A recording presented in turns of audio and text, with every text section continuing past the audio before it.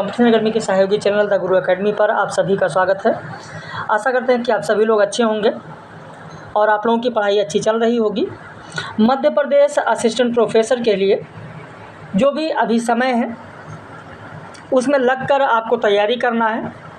वैसे जितने भी हमारे व्हाट्सएप पर लोग जुड़े हैं सभी को मैसेज कर दिया गया है नए बैच के लिए कि जो बैच चल रहा है उस बैच में अभी क्या क्या हो चुका है उसकी चर्चा हम लोग अभी कर रहे हैं। और अगर आप जुड़ना चाहते हैं तो उसके लिए दिए गए नंबर पर आप संपर्क कर सकते हैं।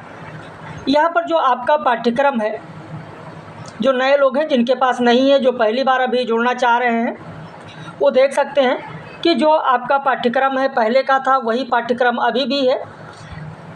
अभी इकाई 1 हिंदी भाषा का उद्भव, विकास और स्वरूप कराया जा चुका है। अभी यही चल रहा था। आज यह इकाई समाप्त हो रही है, इकाई 1 और 2। कल हम लोग बात करेंगे, कल से नया बैच शुरू होगा, इकाई 3 हिंदी साहित्य का इतिहास। अगर आप जुड़ेंगे तो यहाँ से कल आपको लेक्चर मिलेगा। तो नया बैच शुरू हो रहा है जिसमें शुल्क में विशेष छूट दिया गया है। बहुत सारे ऐसे भी मेंबर्स हैं जो लगातार परीक्षाएं दे रहे हैं। पिछली बार जिन्होंने परीक्षाएं दी थी, अगर नहीं हुआ है तो परेशान होने की ज़रूरत नहीं है।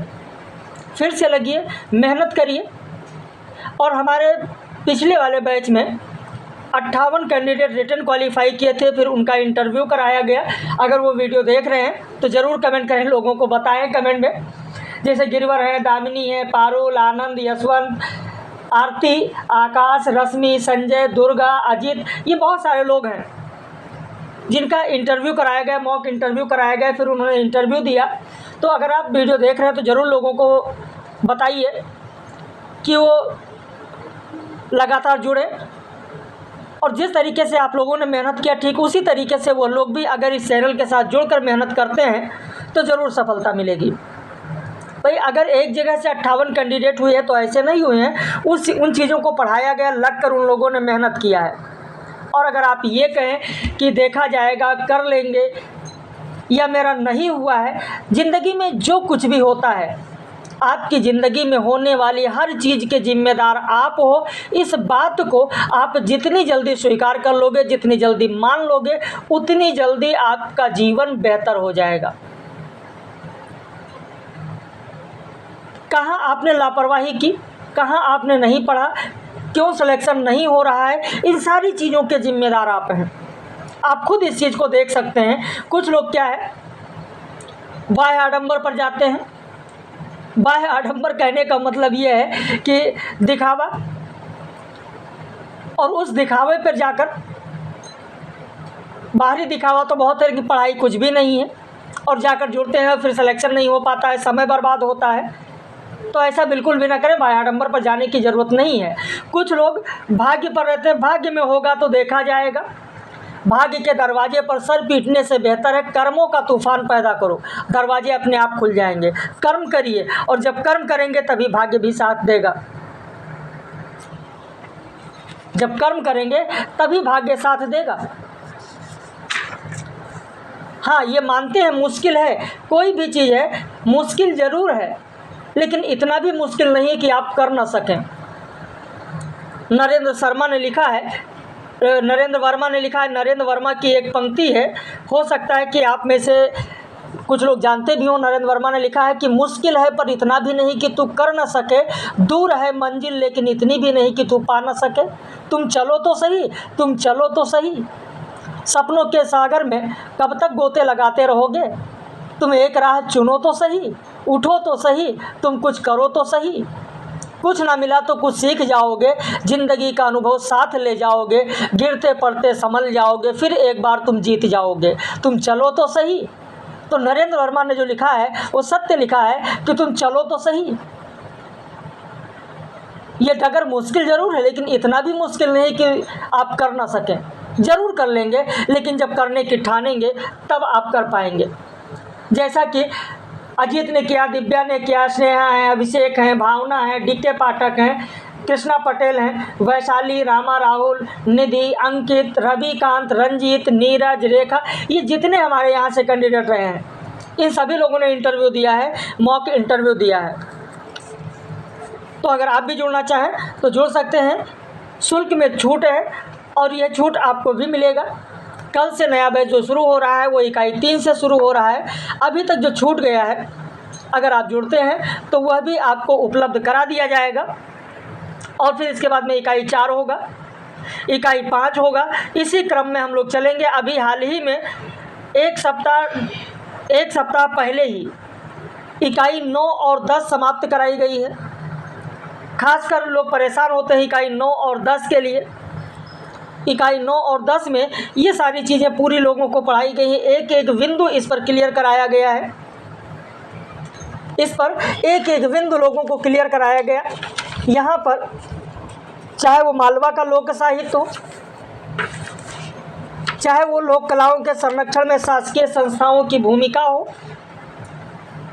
इसमें भी भारत भवन भोपाल की बात की गई, उनके जो प्रमुख अंग है उसकी बात की गई, मध्य प्रदेश लोक कला परिषद की बात की गई, मध्य प्रदेश साहित्य परिषद की बात की गई, इसके तहत जो दिए जाने वाले पुरस्कार हैं उनकी बात की गई, मध्य प्रदेश आदिवासी लोक कला परिषद की बात की गई, जिसके तहत जो संग्रहालय बने हैं, जो संग्रहालय बने हुए हैं उन संग्रहालय की बात की गई, जिसमें जनजातीय संग्रहालय बादल भोई राज्य जनजातीय संग्रहालय, टटिया बिल संग्रहालय, राही भीमा नायक प्रेरणा केंद्र, इन सब की बात, रानी दुर्गावती संग्रहालय, तो जितने संग्रहालय हैं उनकी बात की गई।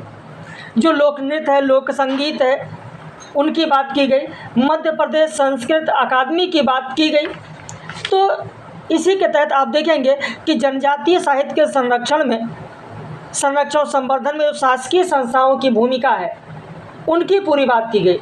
मध्य प्रदेश जनजातीय संग्रहालय और उनके द्वारा जो रचनाएं प्रकाशित होती रही हैं, जैसे अंशुबाला मिश्रा का अवधि संस्कार गीत है, आचार्य दुर्गाचरण शुक्ल का महादेव है, या फिर धर्मेंद्र परे का भरिया देवलोक है, नर्मदा प्रसाद उपाध्याय का बुंदेलखंड के भित्ति चित्र है। तो इन सब की चर्चा एक एक करके की गई। पूरा एक एक बिंदु इसमें क्लियर कराया गया और पिछली परीक्षा में भी लोगों ने बहुत अच्छा किया था। ऐसे ही इकाई 9 में भी आप देखेंगे जितनी कविताएं लगी हैं वो कराई गई। निमाड़ी, मालवा, बुंदेलखंड और बघेली जो रचनाएं लगी हैं, जो लोक साहित्य है, इनकी पूरी चर्चा की गई। निमाड़ी लोक साहित्य में रंगनाथ की जो बात की गई है, जो सगुण भक्ति की कृष्ण काव्यधारा के थे, दीनदास की बात की गई जो राम काव्यधारा के प्रवर्तक माने जाते हैं। तो ऐसे सारी रचनाओं की बात की गई। अलग से कोई भी किताब ना खरीदने की ज़रूरत है और ना ही आपको पढ़ने की ज़रूरत है। पूरी मेहनत, पूरी लगन और निष्ठा के साथ लग जाइए, पूरा सिलेबस आप ख़त्म करिए। और जब पूरा सिलेबस आप अच्छे से कर लेंगे तो जाहिर सी बात है कि सिलेक्शन आपको यहीं से मिलेगा, कहीं और जाने की, भटकने की, अलग से पढ़ने की ज़रूरत नहीं है। तो यही सूचना आप लोगों को देनी थी। अगर आप जुड़ना चाहते हैं तो इस नंबर पर आप संपर्क कर सकते हैं। और अभी समय है, जो लोग ये कहते हैं सर समय तो कम है, इतने समय में पढ़ पाएंगे क्या? इतने समय में तो बहुत कुछ किया जा सकता है, बस आपके अंदर वो लगन होनी चाहिए उस चीज़ को करने की। और अगर लगन है तो फिर आप 15 दिन में चीज़ों को कर सकते हैं, और इसमें तो खैर अभी काफ़ी समय है। तो समय को ना देखें, अभी से ही लग जाए और समय का सदुपयोग करते हुए आगे बढ़ें, अपने लक्ष्य को हासिल करें। बाकी ये नंबर है, इस पर आप संपर्क कर सकते हैं।